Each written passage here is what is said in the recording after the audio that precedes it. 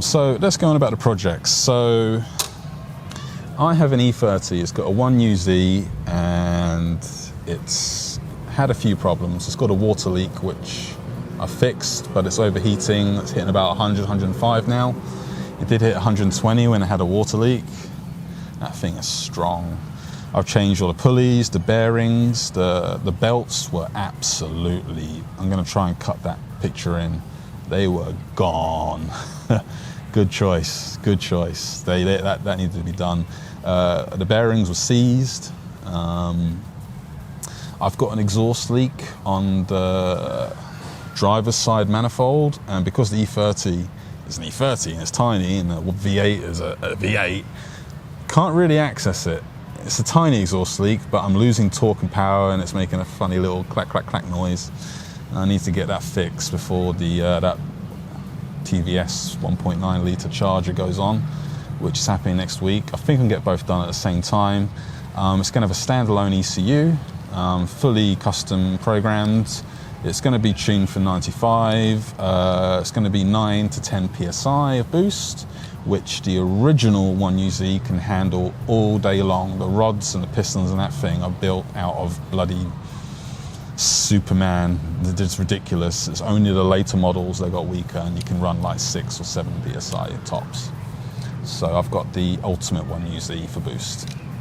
Yanita's car, which is actually really fun. Even in stock form, it was actually quite a laugh to drive. And it's a shame we didn't get much footage of that, but you saw me laughing. I mean, it sounds awesome, and it handles really nicely because it's tiny. It feels like an E30, but I hate to say it, but it feels like a better E30. I can't believe I'm saying that. It feels like a better E30. Maybe because it's newer and they've made a few improvements. I know the front suspension is different, but the rear suspension is the same. But there are a few little things that need to be sorted out of that car. I don't know what gearbox it's got, but I know the rear diff is a 316.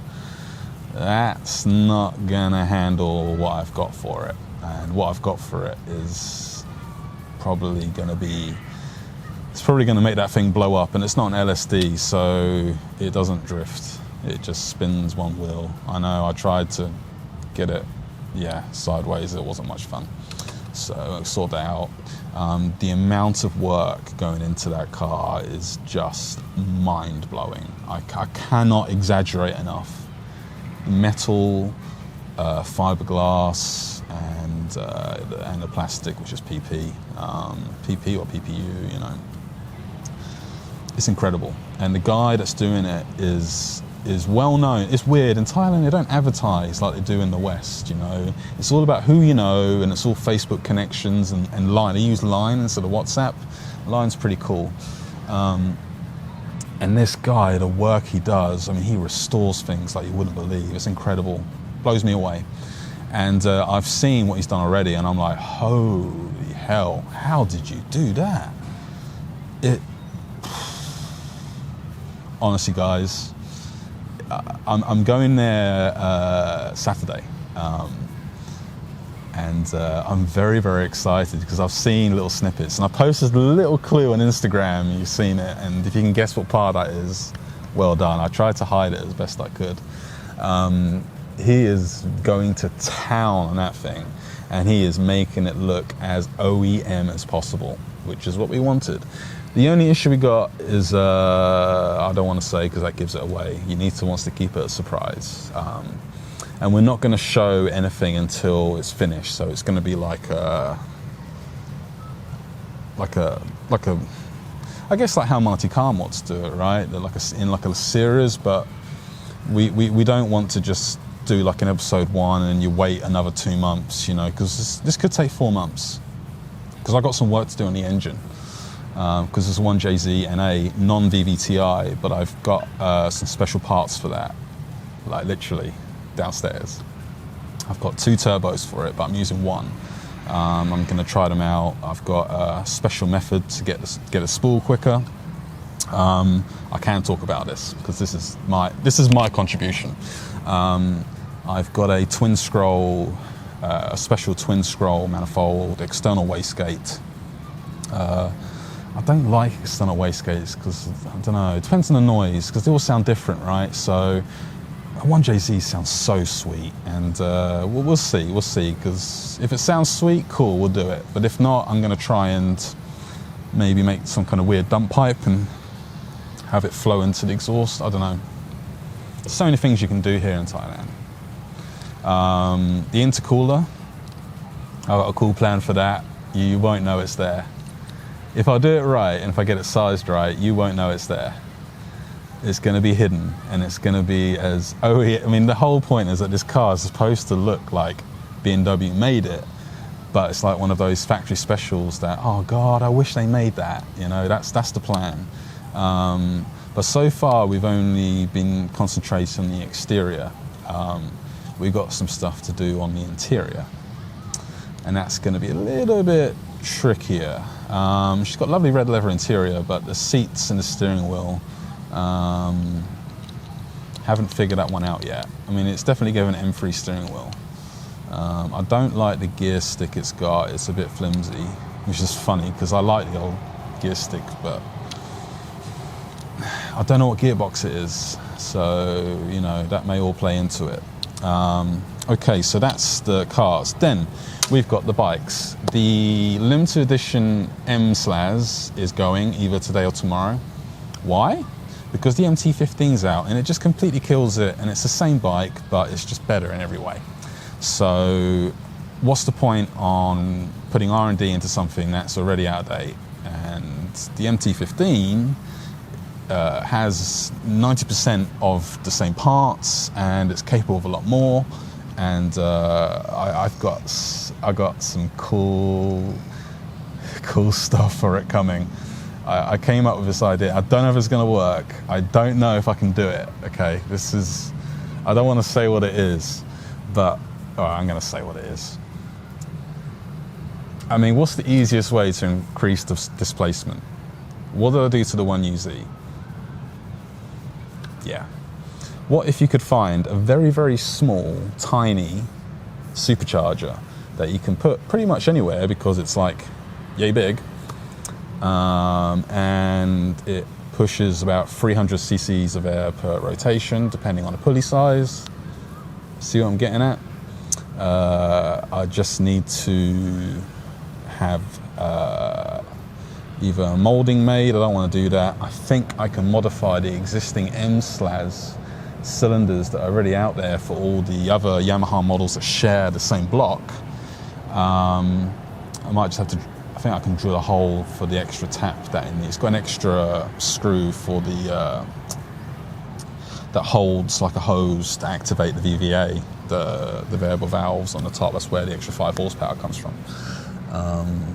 So I'm planning on supercharging it, big boring it, stroking it, and not because I want to make it even faster. It's because my cylinder is ceramic, has an iron sleeve, forged piston.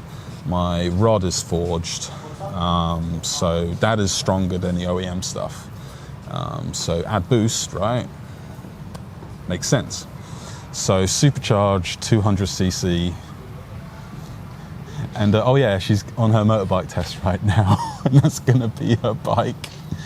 And not only that, this is just for fun. I'm just doing this for giggles, because why not? Because you can do this stuff here. People can literally fab up whatever you want. You know, you want a bracket made, you want some pipe work made, you want an ECU reprogrammed, they can do it. That's the cool thing about the Thais, you know, they're very good like that, and they're very quick, you know. There's a lot of them that can do this stuff, so hats off to you guys. You're pretty smart. I've also got something amazing coming. Now, there's loads of 254s and 404s. Remember those, the grey bikes? Now, all the ones in the UK are just old, decrepit and buggered and cheap, right? Over here, they're mint. They're mint. You tend to find they're owned by people that love them. We get the Revo 4 CB400 here, for instance, which you probably haven't heard of. That's the fuel-injected version of the CB400 with VTEC. It's not the VTEC 3, it's basically the VTEC 4, but it's a completely different engine with fuel injection. It's pretty cool. But you can get the 250cc high-revving crazy bikes.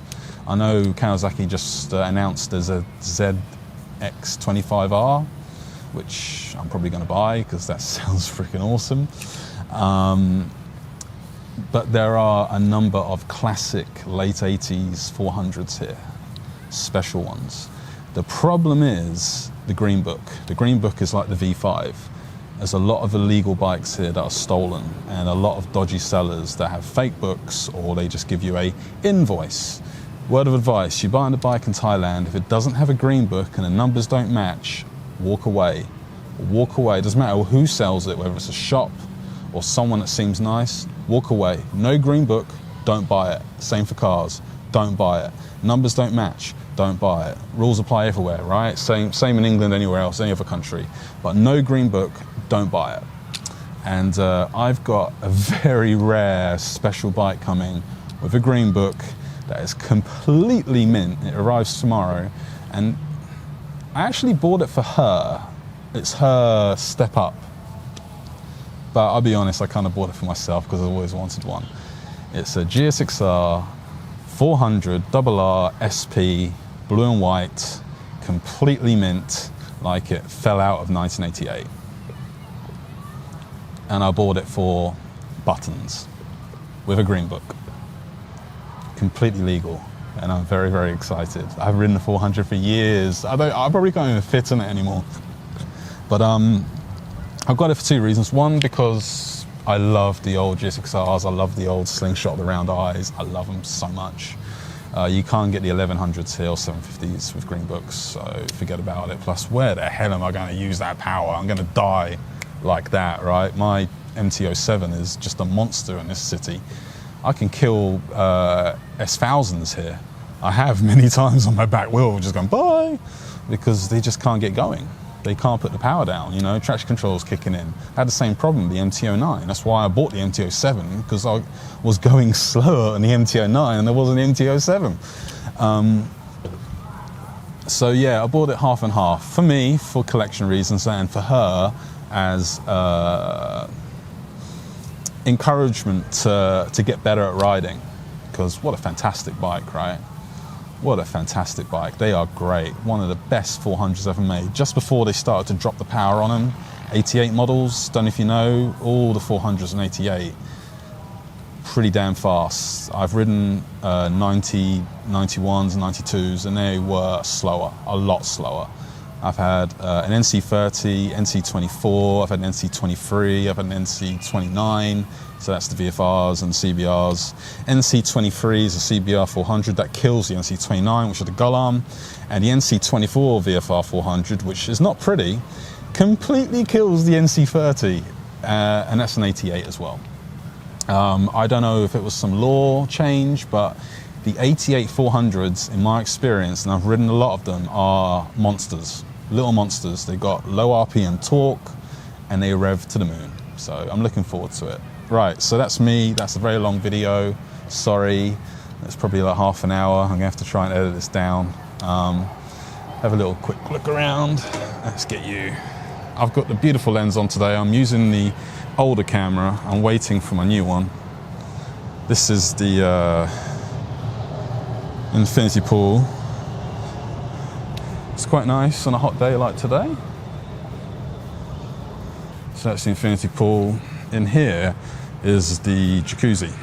This thing is crazy hot, and it's fantastic because I max out the weights in this gym.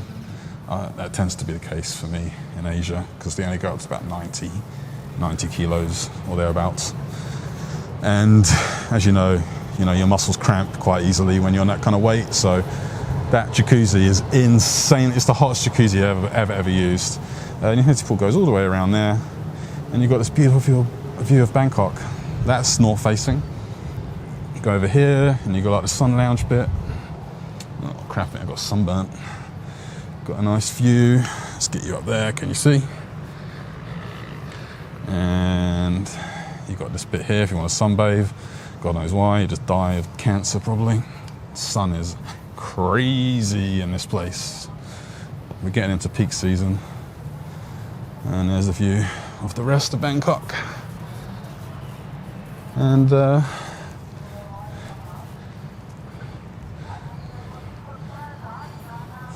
yeah, so this is where I go to chill out and de-stress, because I get a lot of it. You don't want to know the other stress I have to deal with today with bank transfers.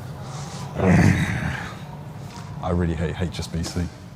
Anyway, guys, thanks for watching. Take care, and I'll probably upload a video of that G6R popping in tomorrow. Focus, you. Focus. Come on, you're an expensive lens. You can do it. You can do it. No, you can't. Okay. All right. Bye-bye.